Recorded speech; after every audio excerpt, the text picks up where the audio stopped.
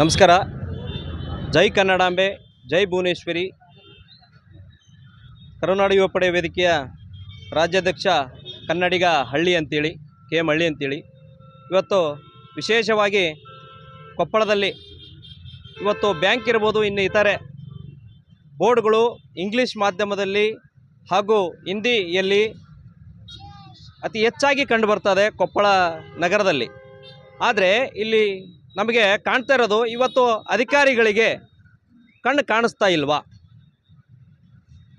ಇವತ್ತು ವರ್ಷದಲ್ಲಿ ಒಂದು ತಿಂಗಳು ನವಂಬರು, ಅದು 1ನೇ ತಾರೀಕು ಅಷ್ಟೇ ಅವ್ರಿಗೆ ಕಾಣ್ತದ, ಉಳಿದ ಸಮಯದಲ್ಲಿ ಕಾಣಲ್ಲ.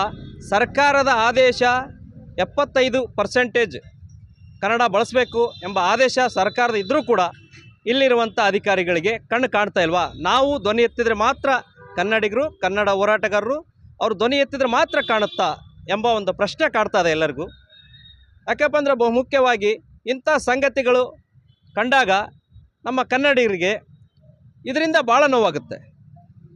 ಯಾಕಪ್ಪ ಅಂದರೆ ಇವತ್ತು ಅಧಿಕಾರಿಗಳೇ ಪ್ರಶ್ನೆ ಮಾಡಿ ಅವರನ್ನು ದಾರಿಗೆ ತರುವಂಥದ್ದು. ಇವತ್ತು ಲೈಸೆನ್ಸ್ ಕೊಡಬೇಕಾದ್ರೆ ಪ್ರತಿಯೊಂದಕ್ಕೂ ಕೂಡ ಇದನ್ನು ಬಳಸಬೇಕು ಅನ್ನೋ ಒಂದು ಗೈಡ್ಲೈನ್ಸ್ ಇರ್ತದೆ.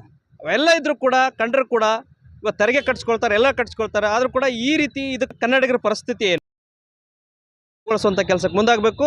ಇಲ್ಲಪ್ಪ ಅಂದರೆ ಮುಂದಿನ ದಿನಮಾನಗಳಲ್ಲಿ ನಮ್ಮ ಕರುನಾಡು ಯುವ ಪಡೆ ವೇದಿಕೆ ವತಿಯಿಂದ ಕಪ್ಪು ಮಸಿಯನ್ನು ಬೆಳಿಬೇಕಾಗುತ್ತೆ ಅಂತ ನಾನು ಎಚ್ಚರಿಕೆ ಈ ಮೂಲಕ ಕೊಡೋಕ್ಕೆ ಇಚ್ಛಪಡ್ತೀನಿ.